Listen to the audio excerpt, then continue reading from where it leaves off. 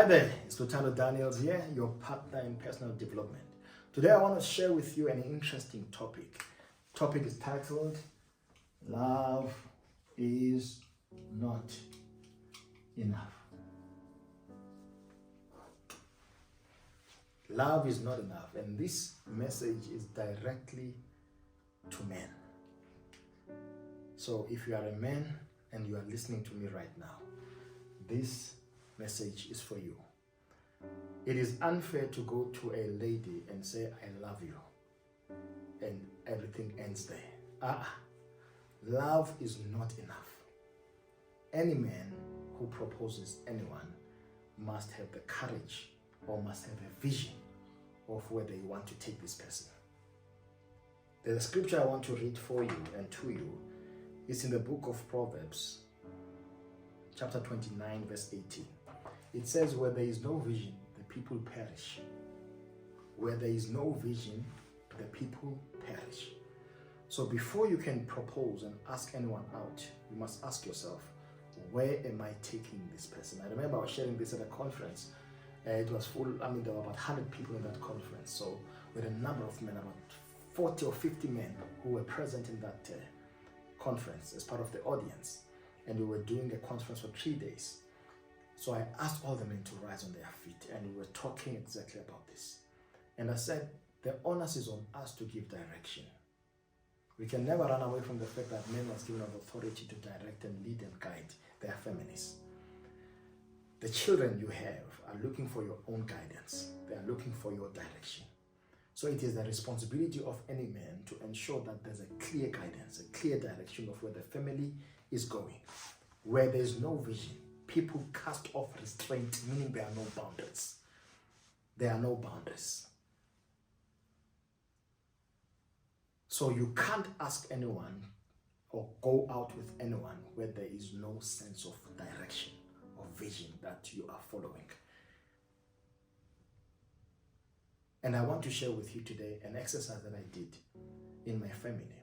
So when I met my wife, I said to her, this is the direction we are moving toward. This is what I want to achieve. And this is what I believe you will help me with. We will work as partners to ensure that we realize this vision. And I said to her, I'm going to do something probably that you have never seen before. I want to commit this by writing it down. Habakkuk 2 verse 2 to 3 says, write down a vision on plain tablets that he may run who reads it. So a vision is something that must be committed to paper. So if you come into my house, you will see that there's a clearly articulated founding statement of the family. We are clear what we stand for as the house of Daniels, number one. Number two, there's a clearly articulated vision, purpose, vision, mission, and value statement. We know exactly what we stand for. We know where we are going. We know what we are about as a family, and every child knows exactly what they need to deliver when they meet people out there, whether at school and when they grow up in the marketplace. Why? That's very important, because where there's no vision, people cast off restraint. The reason you see families that have built so much wealth, or families that have done great and built empires, these were men who had a clear vision of what they wanted to achieve and realize. And I believe the onus is on us to have that committed on paper, and the diligence and the commitment to realize that and make that vision a reality. I remember one of the ladies asked me, so why didn't you ask us as ladies to stand as well and speak to us? And I said to the lady in answering or in responding to her, that you are already doing this. Most women, especially in our country in South Africa, are taking care of their children. Most men or most kids are raised by single parents who are their moms. There are very few men who have taken that responsibility. Hence, I was speaking to men. And it was well received. Why? Because of the heart of where it was coming from. So if you are a man and you are watching me now, what is the vision of your family? Where are you taking your family? Where are you going as a family? Does your wife know? Do your children know? What are the values of your family? What do you guys stand for? Do they know what you stand for? What is the purpose of your family? Do you believe that your family has a purpose, or your family is one of mediocre families? Do you believe your family to be a mediocre family? What is it? What is the vision of that family? What's the mission of that family? What is it that you do daily to ensure that we live according to the vision of this family? I am asking you as a man who is watching me right now, until you understand that, nothing will happen. You must be intentional. And I encourage the guys, at the conference I was doing, I encourage the guys to start adopting some of the exercises that I've done, to say you must articulate this and they must be pasted on the walls of your house. It's not enough for the organizations we work for or we consult for, where when you go inside the organization, you see a clearly articulated vision, mission, and value statement on the walls of that organization. The same principles that make those organizations to be successful, where we are also benefiting, can be applied at our personal levels.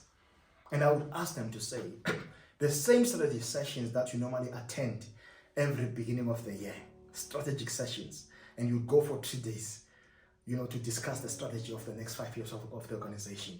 Have you ever done that exercise in your family to say, let us just go out with everyone, including your kids, because there are key stakeholders in this as well, to say, what is it that we are trying to realize? And plan exactly, and talk about the family vision, and strategize, and commit that to paper. So the same principles that work in organizations are the same principles that can work at personal levels in our families as well, if we want to build legacies. I believe that anyone and everyone has a purpose. That's what I believe. That's my fundamental belief, that we are not just here coincidentally. We are here in this time, at this season in history, to do something that is of value, and we are here to live something. Someone once said, don't just come to life like a bird, fly in and fly out. Come in life and live your life intentionally like an elephant, and leave the footprints on the sands of time. So what is it that you believe? What is it that you live for as a man? If you have not done this exercise, I encourage you to do so. Vision and mission, values of the family, so that your family knows exactly what you are about. What are you about? Most women are frustrated because there's no sense of direction at home. I remember one pastor who said, the reason most women attend church so much, because you'd find that in churches there are so many women than men. The reason is because there is no vision at home, but at least the pastor has a vision. At least there are projects that they are rolling out. We know the ceiling needs to be, we know the new building needs to be built, we know the ceiling needs to be installed, we know the sound needs to be fixed. So there's something, there's a women's conference, there's a woman that, there's a sense of direction. Women work with what you give them. If there's no sense of purpose, there are no projects, nothing will excite that home. Your woman will find a vision elsewhere. That's a problem we find ourselves in today. So what is the vision of your family? What are you about? What do you stand for? Where are you going? When you lie on your deathbed, what do you want to be remembered for? What will you have left behind as a man? So I'm challenging you today. I'm not challenging you from a place of authority. I'm challenging you from a place of brotherhood. To say, together we can build this country, and together we can work as a team in building solid foundation. The fabric of any society is made out of families. And if we are intentional as men in building our families, then we would see a different society. Let's learn from other ethnic groups who are doing the same thing. Let's learn from those things.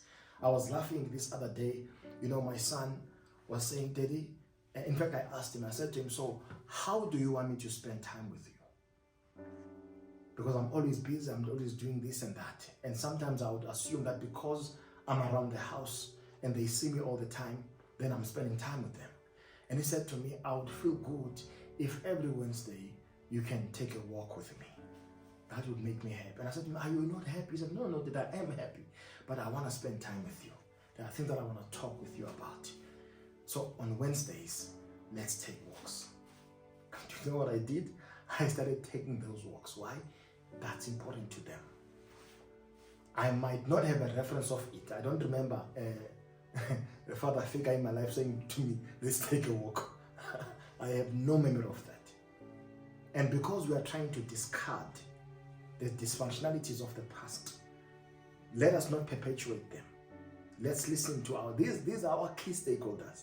Our kids are our key stakeholders. If your kids are not happy, you can never be happy anyway. If your wife is not happy, you can't be happy anyway. Because the blessings that you receive come from those people that you live with on a day-to-day basis. So, do you take time to sit down with them and just hear about life and their experiences from their own point of view? What is it that they want? There are things they want to share with you. There are desires they have. They would like to talk to you as a father and at times as a friend, just to hear them out. Because how you love is not how they want to be loved. Sometimes we have a mistaken notion of assuming that we love them the way they want to be loved. And most of the time, that's not the case. We love them the way we want or we think they want to be loved. But how about loving them the way they want to be loved, which can change everything? And this goes to your wife as well. You might be loving your wife the way you assume she wants to be loved. But if you can ask her to say, how do you want to be loved? You'll get a different response. I remember I was doing an executive coaching of one of the key executives in one organization, one big organization. And I asked the gentleman to go home and ask his wife to scale him from a scale of 1 to 10, 1 being low and 10 being high. And the question was, how am I as a husband? Are you satisfied with how I do things as a husband? Give me a number from a scale of 1 to 10. So she went, and he said to me before going to do that exercise that, no, I know my wife will give me a 9 or a 10. No, I know my wife will give me a 9 or a 10. I said, no. Please don't assume. Just go and do the exercise. So he went and did the exercise. And guess what happened? He was given a 4. He was given a 4. And I said to him, when you get that number, don't be defensive. Why? You have given that person an opportunity to assess and evaluate you. So I said, the next question then you should ask is, what can I do to be a 6? Don't just aspire to be a 10, because there might be a lot of things that you need to do. But just to jump, to say, what would I need to do for me to be a 6? And the lady started stipulating all her requirements and what she wanted to see. And the husband was shocked. And he said to me, Lutando, you've changed my life. Now, I've done this exercise with many executives. I've been coaching executives for many years now, and I've seen this working over and over again. So I'm challenging you. Take time and sit down with your wife and ask your wife to scale you from a scale of 1 to 10. 1 being low, meaning you are not doing well, and 10, you are doing extremely well. She must give you a number. Because whatever you cannot measure, you cannot manage. You constantly want to get that feedback so that you can always increase the quality of how you treat your family. And that will take you to the next level. As men, we have to be intentional. Be intentional about your family. You can't be intentional about your work and not be intentional about your family. Because your family is your center. When this falls or when this breaks, everything scatters in your life. You must take it seriously. So I always say, in fact, I've come to a point in my life where now I say, peace is currency. I've come to that revelation that peace is currency. And for you to have peace, there must be peace at home. When there's no peace at home, there can't be peace at work. In fact, it's even illegal, or it's a sin, if I can put it that way. Or it's even, I don't know what word I can give it. Not even in a religious context, but as a way as I'm just putting it out, to say it is atrocious to be happy out there and find solace and peace out there where there's no peace inside home. Because the blessings that you're experiencing out there come from this foundation. Your kids are looking at you and they will replicate exactly what you've done and what you do. Run away where there's no peace. I'm not saying you must stay in a dysfunctional relationship. If you're in a dysfunctional relationship and you know it, and you have both confirmed that this is a dysfunctional relationship that is not serving either of you, in fact it's frustrating and abusing the kids, then you can leave that environment. But in a place where you have intentionally made a decision to find peace elsewhere and neglect this one, don't do that. Your blessings come from here. What is it that you are busy doing? I remember Brian Tracy once asked this question in one of his seminars. He said, I can see that you are busy and you are always busy. What is it that you are busy with? What are you trying to do? In all this business, chasing these deals, meeting so and so, spending time in hotels and all these places, restaurants. What is it that you're trying to do? It's a question I have for you today. What is it that you're trying to realize? Do you know you've got another brain that can give you more wisdom in what you're trying to realize, who's just sitting at home and waiting for you to give them an opportunity? So this message is solely for men. What is it that you're trying to do? What is the vision for your family? What is the founding statement of your family? Organizations have founding statements. What is the founding statement of your family? What is the code of conduct of your family? Do you have that in place? If I can ask you now, if you can ask you to show me, can you show me? Those are the key things that you must ask yourself. What values do you guys live for? And I'm not saying that when you have these things, you always be perfect. I'm not even trying to project perfection. There is no one who's perfect. I learned this principle a number of years ago as well, that 99% of the time, a plane is off track when it's moving from point A to point B. Most of the time it's off track, but because there's a clearly defined destination, it always goes back on the straight line. So I'm not saying you must be perfect. I am not perfect. I am surely not perfect. I've got my own character flaws. I've done things that I'm not proud of, but I know and have proven that these principles are the ones that bring me back on track. To say, this is the straight line. Don't go that road. Don't go that route. Move away from that relationship. Don't do this. This is your center, and you'll see your life going to the next level. I hope you take this from a brotherhood paradigm, and I wish and I pray that your family will be well. And when your family is well, it will be well with you. Thank you. Ricardo Daniels.